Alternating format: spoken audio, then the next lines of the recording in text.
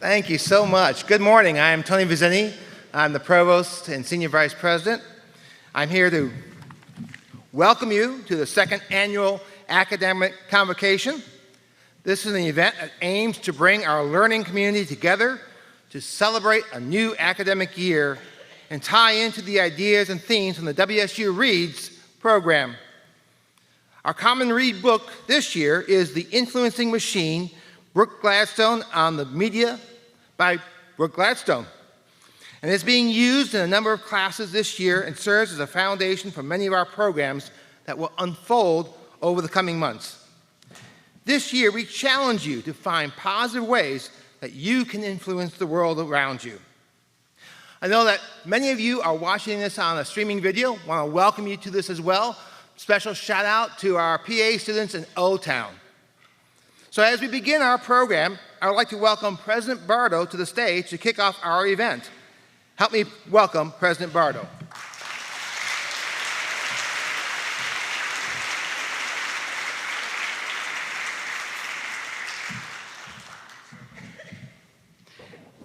Dr. Vizzini, thank you very much.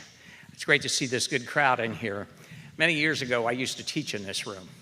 And when it's full, it's a serious class.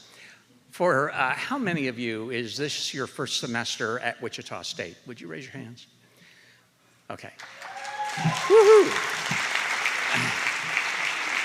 For those of you that are first-year students, just so you know, you are part of the largest class in the history of the university. We're really excited about that. And unless we've really messed up our data, our enrollment's going to look pretty good this fall. I want to talk with you, and the reason I asked about whether this is your first semester at Wichita State, I want to talk to you a little bit about who you are and what it means to be a college student. And I want to talk to you just a minute about why Wichita State can give you an opportunity that you probably may not have thought fully about yet. If you came from another university, if you came from high school, you bring some kind of a track record with you. And I used to tell students to kind of close your eyes and think about all the things you did, all the things you were, who you went out with, what you did when you weren't studying, what classes you liked, what music you listened to, what video games you play. Take all of that and put it in a little box in your mind. And in your mind, slide it under your bed. Those are really important things. They are who you were. But they don't have to be who you are. And they don't have to be where you're going. Now, for some of you, they will be.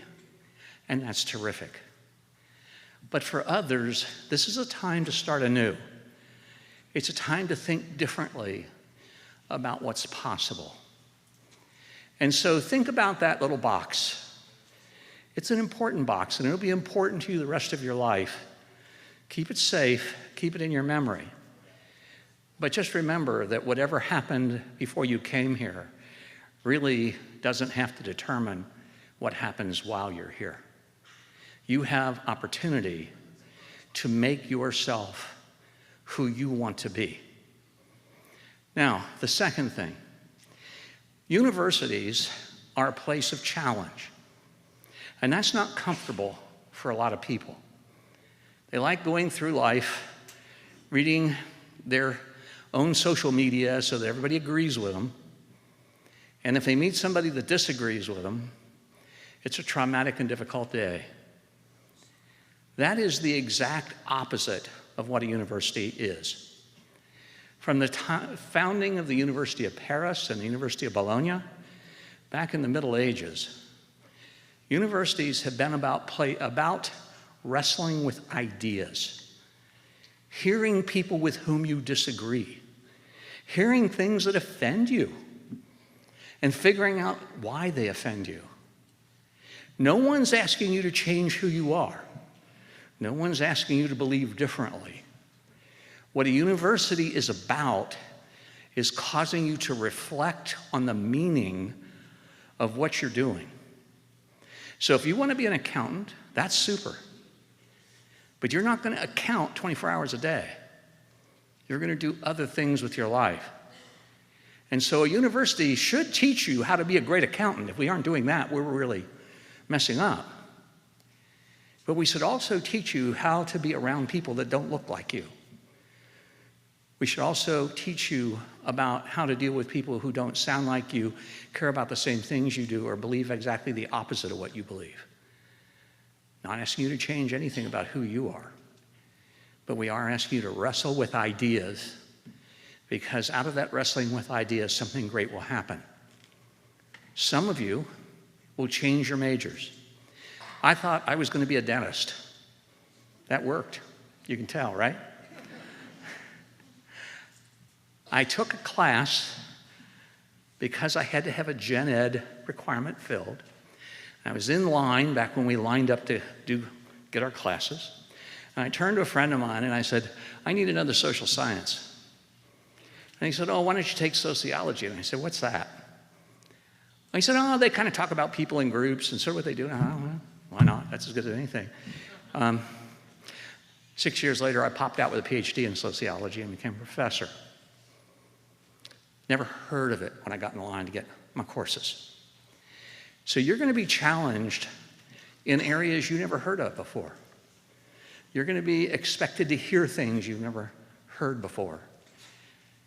And not asking you to believe them. We're not asking you to agree with them. But we are asking you to give others the right to speak and to be able to reflect on, do I believe that or do I not?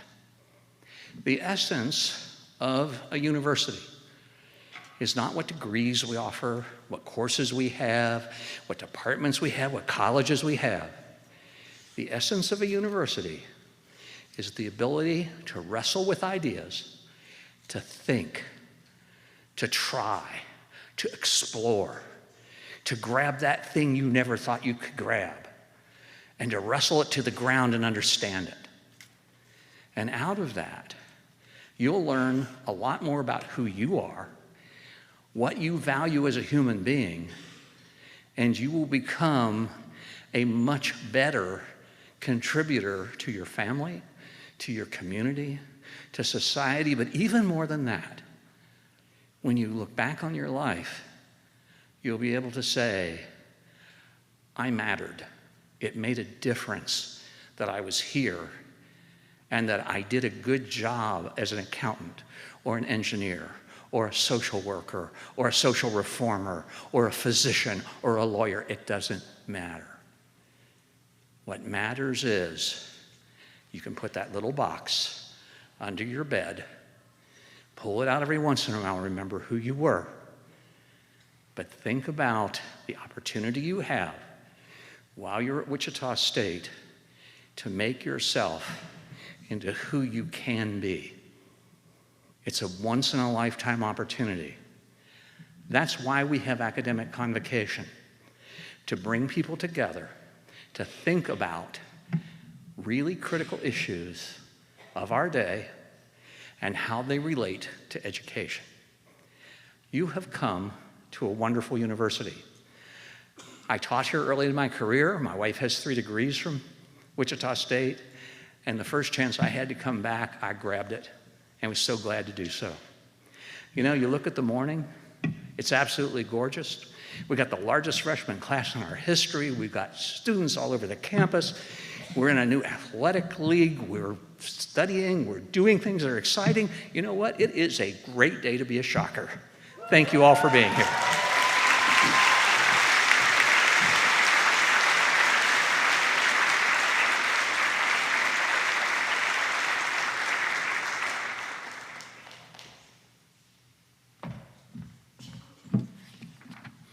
Thank you, President Bardo, for being the educator that you are. We look forward to another great year in Shocker Nation with you.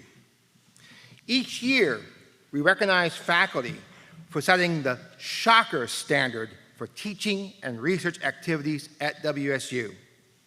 On the screen, you will see the names of our 9 faculty members who were honored during the 2017 Faculty Awards last May. Faculty award winners, please stand as I read your name to be recognized, and please let us hold our applause until the end. The Academy for Effective Teaching Award, Ramazan Asmatulu, Gayla Lofink. Excellent Award for Community Research, Tricia Self. Excellence in Research, Ramazan Asmatulu. Excellence in Teaching, Kim Clough. Faculty Risk Taker, Karaja Saeed, Jingjun Zhu. Leadership in the Advancement of Teaching Award, Jerry Markova. Young Faculty Risk Taker, Ali Islami. Young Faculty Scholar, Ezra Buyaktakin. Thank you for your outstanding work in your field and with our learning community.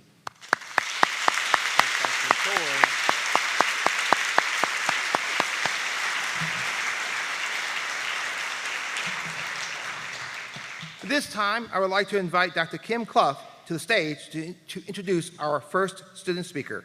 Please help me welcome Dr. Kim Clough.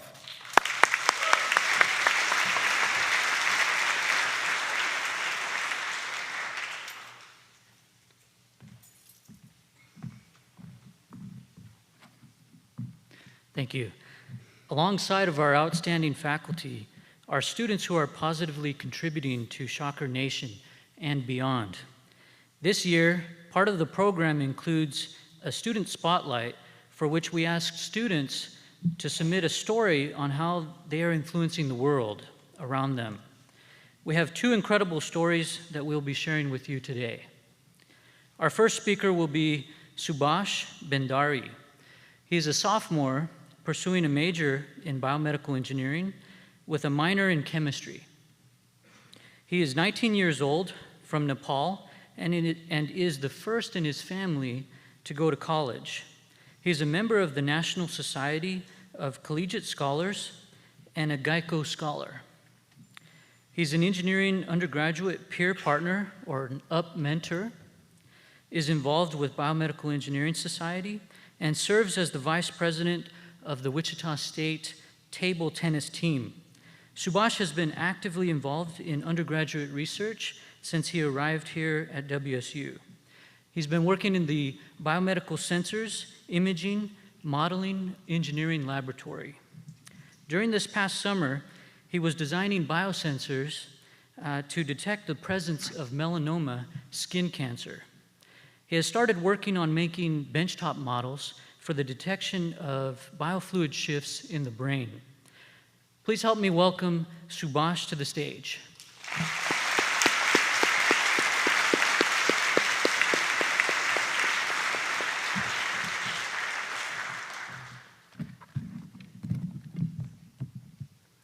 It's a story dated 12 months ago, but still resonates in my mind. It's a story of struggle. The struggle of a little poor boy who got bullied in school simply because he was small and his parents were not financially strong. The boy thinks and rethinks every day to kiss a path he had chosen to be a biomedical engineer so that one day he can save the lives of innocent people dying back in his country who simply die because of lack of medical equipment or the inability to afford them. But his parents think more, less about themselves, but more about collecting money to send their son to the United States of America. The day finally comes. The boy gets in an airplane for the first time to fly halfway across the globe, loses his phone, misses his flight in London, does not get his baggage in Chicago, and spends an hour crying because he does not know how to put the next piece in the puzzle. Someone was supposed to pick the boy at 3:40 p.m., but they returned when the boy didn't show up till 7 o'clock. In fact, the boy didn't show up until midnight. It's in fact a story of that last guy who got lost at Chicago airport, but finally ends up having a dinner at a house with people from Germany and Turkey. I still remember those nights when I used to hold my father's index finger way back from school to home.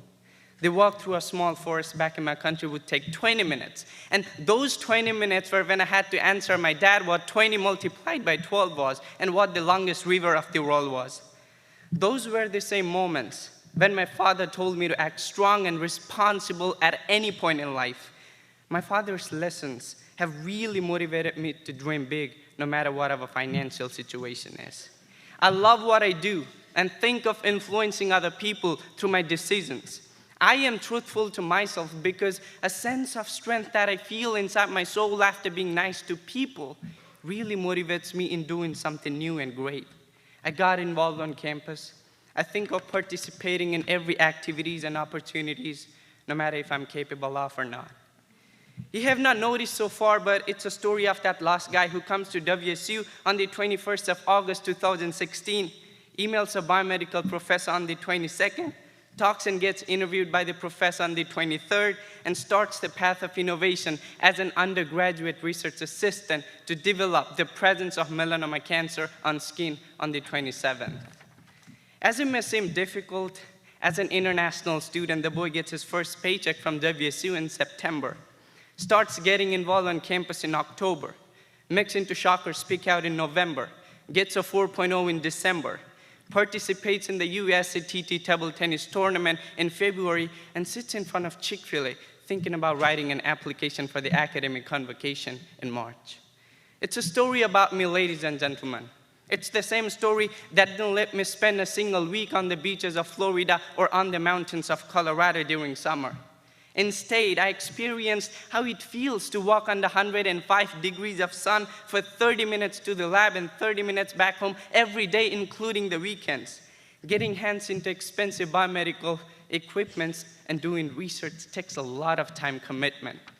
And here's the message that I give to everyone in here. If I know of something that can change you, it's your willpower. It's the hard work and dedication you put in to accomplish something you really want. It's never too early to begin things. I am in here for a reason, so you are. Do you know what influences the world? Let's not over-exaggerate. Begin with something small. Influence a single person near you to do new things, to be innovative, to influence other people, help them build connection with people. I inspire my fellow mates to get involved with research on campus. I want every person to believe that everything is possible in this world. I suggest people to stop complaining about things because life owes us nothing. We have to create things. But do you know what? Begin from something small. Meditate every morning, speak politely with people because that's what changes other people. It changes yourself. It changes your thoughts, it changes your words and your actions, and that is what melts people's heart. I'm very fortunate today. Today's my dad's birthday. I never got a chance to wish my dad a happy birthday face-to-face because I lived in a boarding school since I was studying in grade 3. I would like to wish my dad a happy birthday through this platform. Happy birthday, Dad. Thanks for being a role model in my life. You were so great. Do you know what? I still remember your bye-bye kiss and the words you whispered in my ears. I hear, I forget. I see, I remember. And I do, I understand. Yes, I'm doing great things in here. This is my story, a story of struggle and also a story of hope. Thank you very much.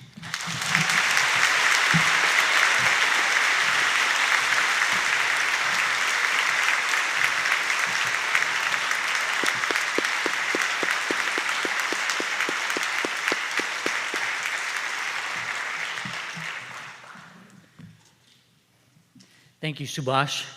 Your accomplishments are incredible, and we look forward to seeing more from you in the field of biomedical engineering and chemistry. Our next speaker is Vanessa Rales. She's a Wichita State graduate student pursuing a master's of social work. She is the former president of the Student Organization of Social Work and former member of the Diversity Task Force. She's also a big in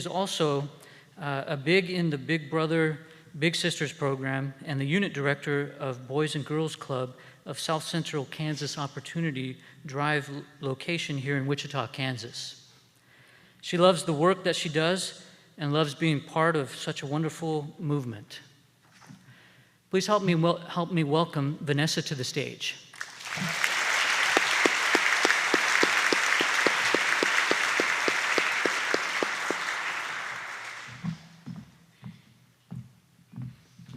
Thank you.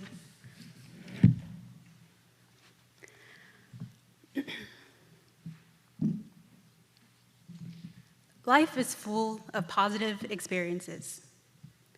Some we can recall in detail, some we can't. But in one way or another, they influence the way that we think or act. One positive experience can change a life. So what is a positive experience? It's a moment generated by a combination of our talents, beliefs, and passion. I remember sitting in a diversity class my first year here at Wichita State. The professor asked for volunteers, and I was a transfer student determined to step out of my comfort zone, so I raised my hand. She explained that she was going to ask a series of questions on diversity, and we each would have to answer. I was about fifth in line, so I had plenty of time for that panic to set in. I was experiencing a level of vulnerability that I had never experienced before, kind of like right now. After I spoke, something amazing happened, though. People clapped. In a room full of strangers, my own personal story allowed me to connect so quickly, and I felt supported. I remember leaving class thinking, wow, that was one positive experience. Throughout middle school and high school, I was bullied, and because of that, I never really felt like I had a voice. After that experience, I started to believe that not only did my voice matter, but it could make a difference. And I decided to act. Aristotle says, where your talents and the needs of the world cross, there lies your vocation. Simply meaning, in order to find our calling, all we have to do is figure out what our natural abilities can answer the call of someone in need. One evening, some friends and I made burritos for those experiencing homelessness. We were in downtown Wichita handing them out. We took time to hear their stories, their setbacks, their hopes and dreams. We used nothing more than our time and privilege to show people who are often overlooked that they too matter. I remember one woman coming up to me and I handed her a burrito and her eyes filled up with tears. She explained to me that she didn't know where her next meal was going to come from. And she thanked me for giving her hope, something I feel that we should all experience. Another experience was a debate night featuring some members from our local Boys and Girls Club.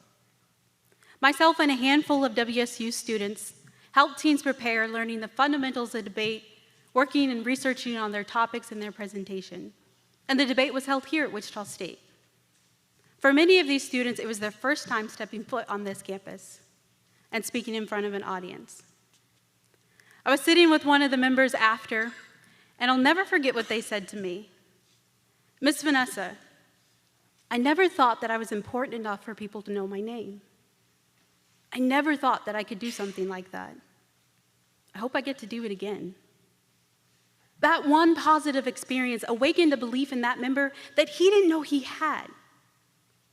Think of the many positive experiences you could create.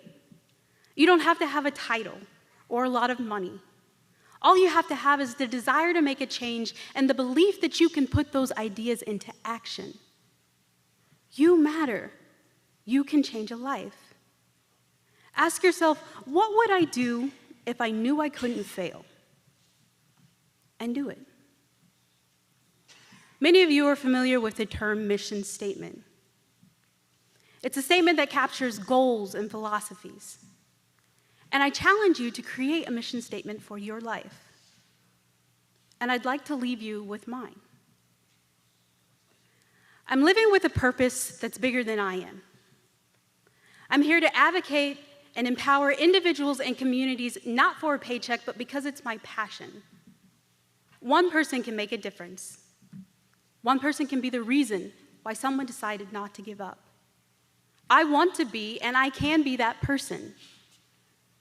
I'm bold enough to say I can, and I'm humble enough to say I have a lot to learn.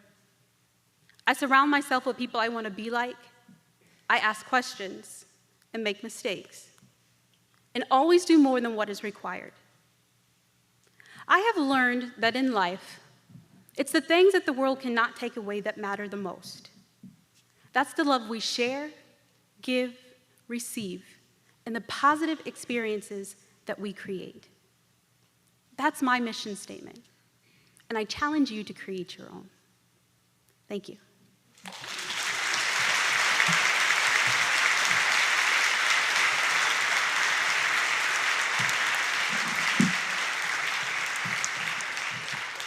Thank you.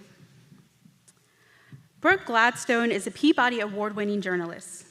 She's the co-host and managing editor of On the Media. Prior to that, she was a Moscow-based reporter for NPR, its first media reporter, senior editor of NPR's All Things Considered, and senior editor of the Weekend Edition with Scott Simon. She's also the author of A Trouble with Reality, a reminiscence of moral panic in our time, and The Influence Machine, a media manifesto in graphic form, listed among the top books of 2011 by The New Yorker and among the 10 masterpieces of graphic nonfiction by The Atlantic. Please help me welcome Brooke Gladstone.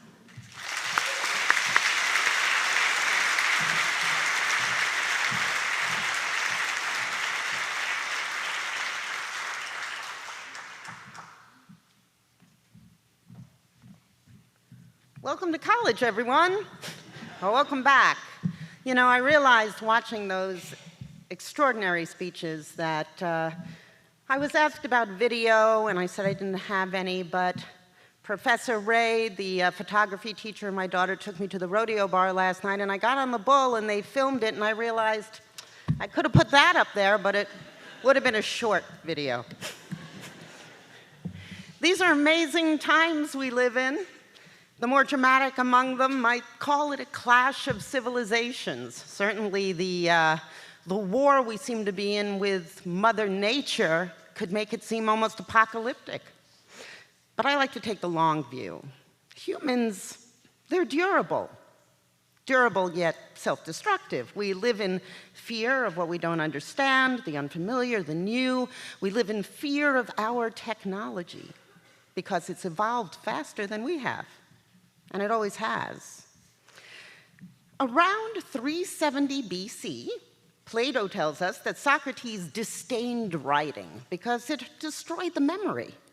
In the 1500s, less than a century after the invention of the Gutenberg press, one scholar complained about the dangerous, the harmful abundance of books. In 1883, experts condemned foolish parents with overtaxing their children's minds with reading, especially girls' minds, because they could go insane. I'm not kidding. You'll see it in The Influencing Machine. In the 1930s, radio drama was said to induce disabling nightmares in children. Television, we all remember, or some of us will, was called a vast wasteland, a boob tube.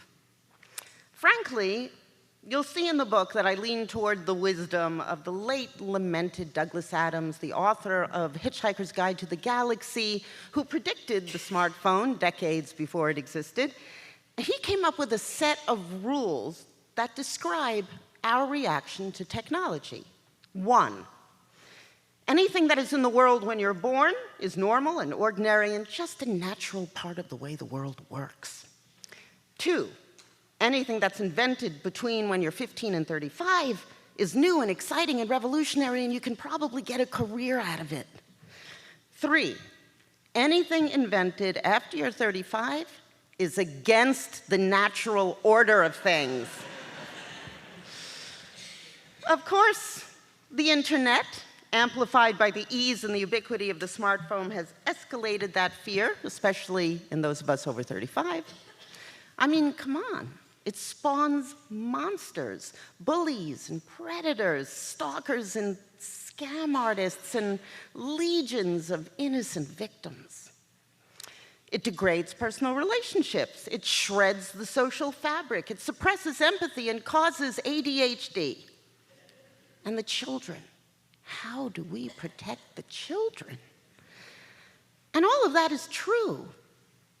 But it also offers entry into the accumulated knowledge of the world, the wisdom of the ages, encounters and experiences once unimaginable. It provides anyone with the chance to participate in the rich creations of countless hive minds, for those who like that sort of thing. Ultimately, what the internet does is make us more of what we already were. For the bitter or spiteful, it provides an opportunity for even more malice and aggression. For the innocent or heedless, danger lurks behind every click. For the curious, oh, what wonders there are. Humans are a durable species, but humanity, our individual humanity, is fragile. We know all about the neuroscience that describes how technology, the constant stimulation it offers, the endless interruptions, the utter lack of downtime, of quiet, of boredom, can interfere with our ability to imagine, to ponder, to plan, to empathize. Science tells us that technology is rewiring our brains. And since our ancestors first picked up a club, it always has. The problem, you see, doesn't start with our smartphones. The problem begins in our heads, the way we're wired from the moment we're born. So, cast your mind back a mere 7 months after the presidential election. Half the country feared we might succumb to horrors not experienced in our lifetime. They blamed the other half, also the media, especially cable. George Orwell's dystopian fantasy, 1984, was flying off the shelves. A bestseller again, 70 years after it was first penned. Written in 1948, after the horrors of Nazi devastation and Soviet ascendancy, he wrote a cautionary tale of fascism in its most brutal form. In his world, no one was free of prying eyes. Love was a crime. Illegal thoughts were prosecuted and crushed. History was rewritten daily, and citizens were fed a steady diet of lies and absurdities that changed on the whim of Big Brother. But there was another earlier dystopian fantasy written in the previous decade, Aldous Huxley's Brave New World.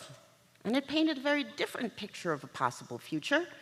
In that world, people were genetically engineered for their roles in life. They were well-fed, complacent, and pacified on a steady diet of happy drugs and massive government-sanctioned orgies. Before the internet we know today, that is in 1985, media critic Neil Postman wrote his great work, Amusing Ourselves to Death, and in it, he compared Orwell's vision in 1984 to Huxley's Brave New World. He wrote, "What Orwell feared were those who would ban books. What Huxley feared were those who, what Huxley feared was that there would be no reason to ban a book, for there would be no one who wanted to read one. Orwell feared that the truth would be concealed from us. Huxley feared that the truth would be drowned in a sea of irrelevance. Orwell feared that we would become a captive culture. Huxley feared that we would become a trivial culture. Huxley remarked that the civil libertarians and rationalists, ever on the alert to oppose tyranny, failed to take into account man's almost infinite appetite for distractions. In 1984, Huxley added, people are controlled by inflicting pain. In Brave New World, they are controlled by inflicting pleasure. In short, Orwell feared that what we hate will ruin us. Huxley feared that what we love will ruin us. It's so easy to amuse ourselves to death, metaphorically speaking, because our brains are body parts and we're drawn to what feels good. Distraction feels good, too good. Here's the first study I'll cite. And like most, it involves undergrads like yourselves, because universities conduct most of these studies. And Hey, you're there, and usually they pay. 4 years ago, a couple of researchers, one from the University of Virginia, one from Harvard, asked 55 students to sit alone for 6 to 15 minutes in a sparsely furnished, windowless room and to entertain themselves with their thoughts. This comes, by the way, from Manoush Zomorodi's brand new book, Bored and Brilliant. Okay, so once inside the room, they were exposed to different stimuli like music and pictures and given mild electric shocks. Then the researchers asked them if they would pay to avoid being shocked.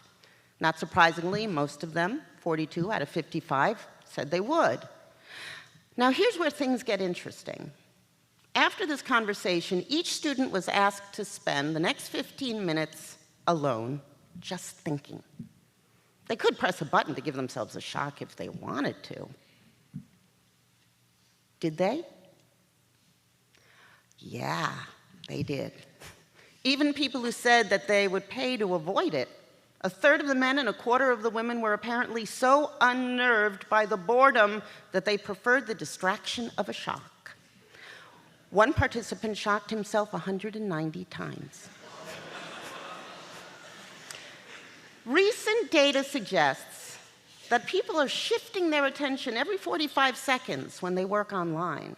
An email from a boss or a friend, a colleague poking in her head with a quick question, maybe a pre-planned limited peek at Facebook. But here's the thing. Let's say that the interruptions wane a little. It's not so busy. You have a little blessed quiet. You know what happens? You interrupt yourself at the same rate. Interruptions are self-perpetuating. They're a rhythm. They get into your brain. Suddenly it feels weird when you aren't interrupted. Now the thing is that once, not that long ago, half the time we spent awake was spent daydreaming. That seems like a lot, but think about the time you aren't working. You're waiting in line for something. Maybe you're sitting in the doctor's office, or you're on public transportation, or maybe you've just finished one task and you're pausing before you do another one, and you're waiting for the water to boil. Countless things, technical things that you do in your life that don't take brain power, well, they take up about half your day. Once that time was spent daydreaming, now that is no longer the case. There's a lot of research that demonstrates that's no longer the case. And it sounds like good, right? Daydreaming's a waste, but it's not. There's also a lot of research that demonstrates, as Ferris Jabber wrote in The New Yorker, that mental downtime, I mean blank time, I mean bored time, helps the brain rehearse what has been recently learned. It replenishes our reserves of attention and delivers some great creative insights. I know that even when I get stuck on writing a radio script, I have to sometimes just go outside and stand there with nothing. I have nothing in my mind except I have a pad in my hand. And I just try and clear things for a second.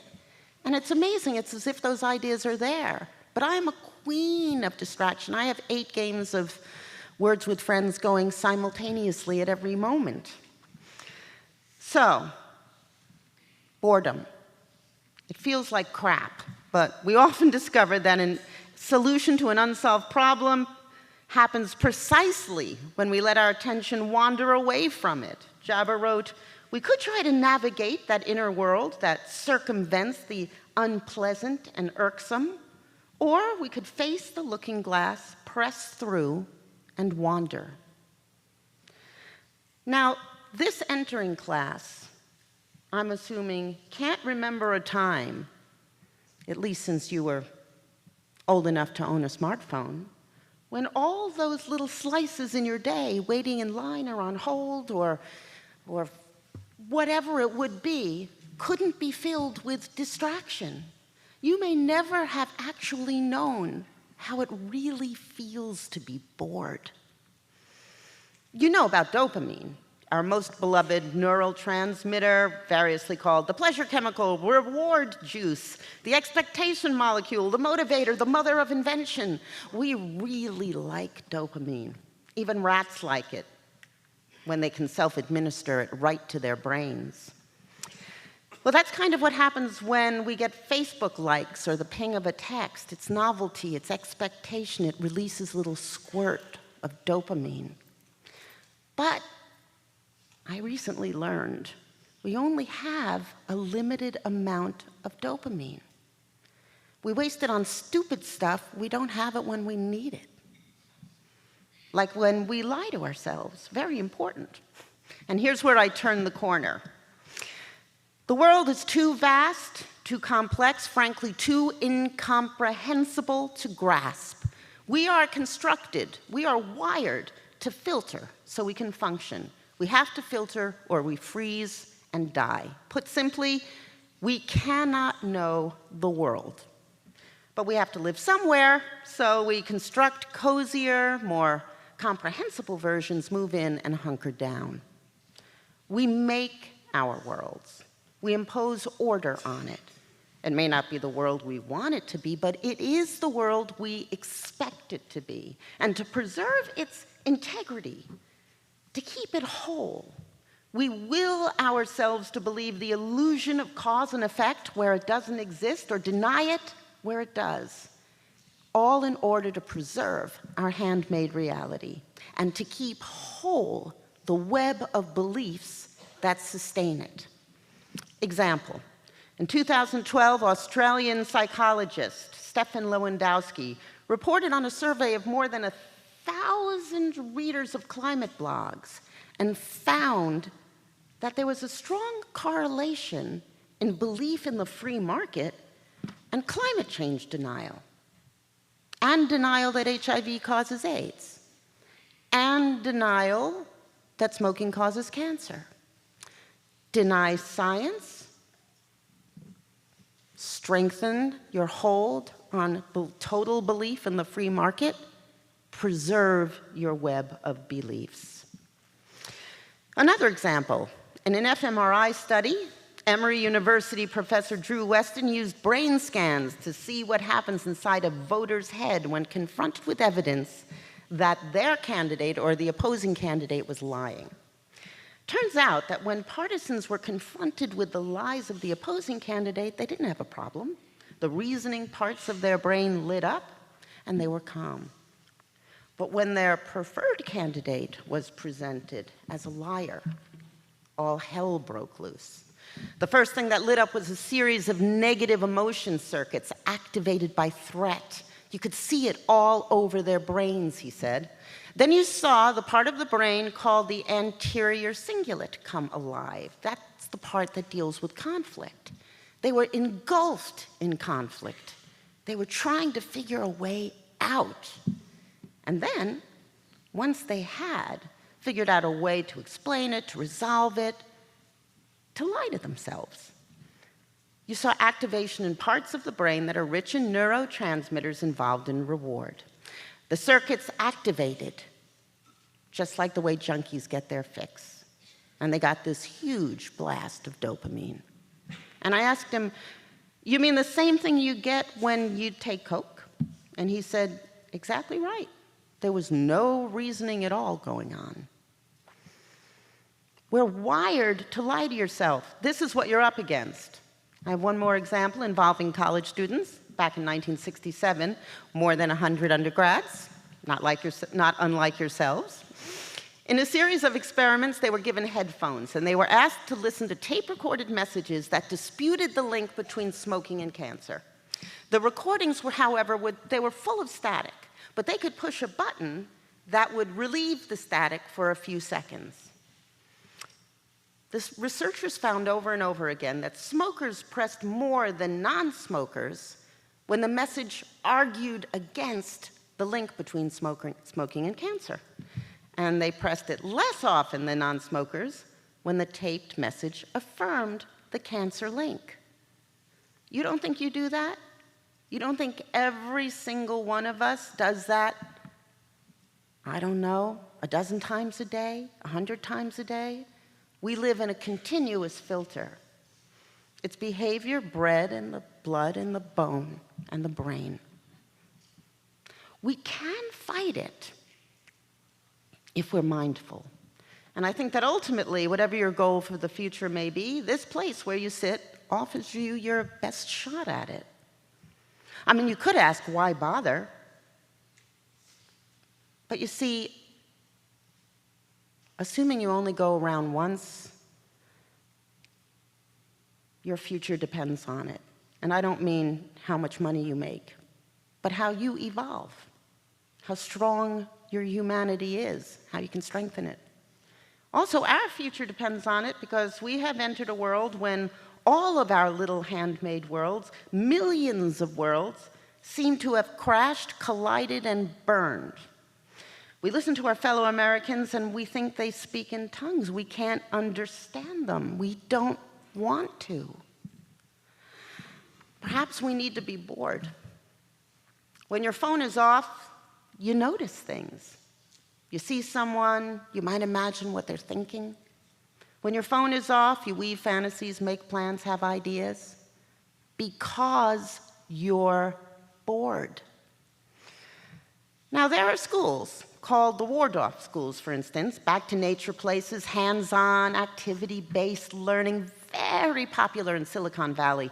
People from Hewlett-Packard, Google, Yahoo, and Apple all send their kids there. They aren't allowed computers until the 7th grade. Steve Jobs didn't let his kids play with the iPad. Your phone is like your baby. It beeps and whines. It needs immediate attention. It needs you right now. It's also like your mommy. It's a pacifier. It knows you better than anyone.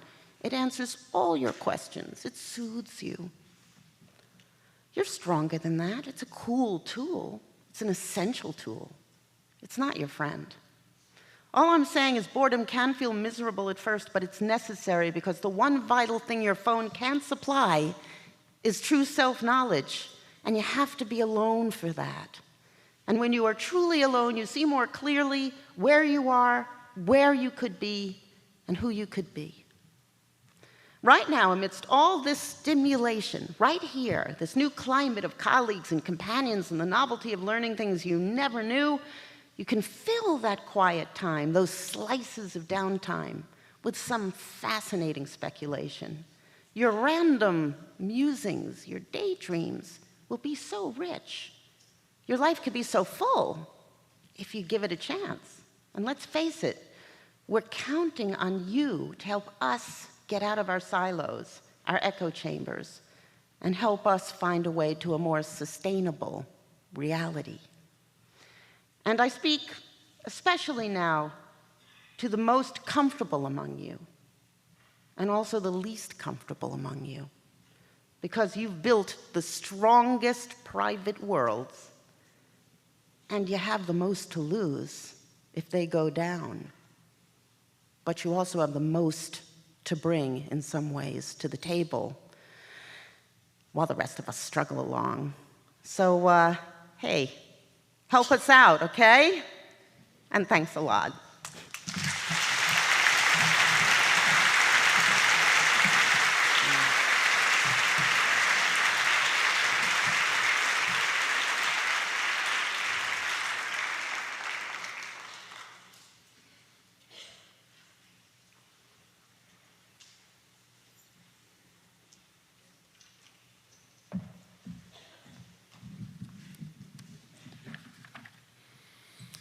Thank you, Brooke, for your remarks and thought-provoking presentation today. And I also want to thank Subhash and Vanessa. The three of you have talked about what I heard, growth. And Convocation is a good time to think about that future year, but how we grow more know about ourselves and the world. And yes, I do believe that each of us individually can make a difference. So thank you all three for your remarks today.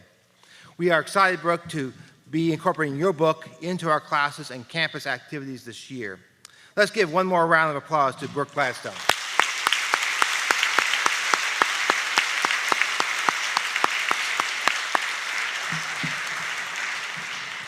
This morning, we will be distributing lapel pins to everyone attending the program. The pins commemorate this annual tradition that celebrates our community of learning. We hope they remind you of the positive contributions you are expected to make and are already making in Shocker Nation and beyond. While distributing the pins, we will show a video that illustrates the engagement of our students in applied learning activities, which are important elements of our university's strategic plan. These photos were submitted by your faculty and staff, so at this time, I'd like to direct your attention to the screen.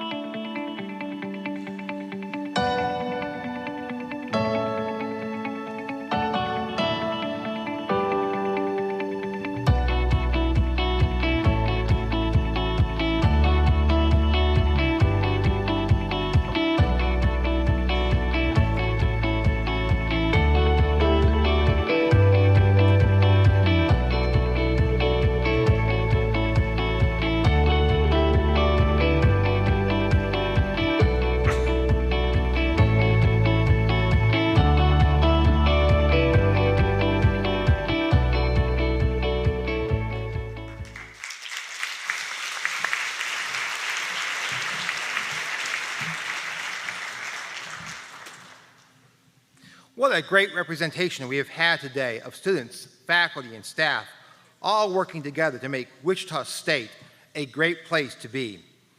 I'd like to invite the a cappella, choir, and concert chorale to take their place and officially close the program with the alma mater. You can find the lyrics on the card that accompanied your pin. After the alma mater, we will invite you to exit out the main entrance where you will find refreshments and Brooke Gladstone, who would be happy to sign your book and chat with you. Please stand and join the choir as they lead us in singing the alma mater.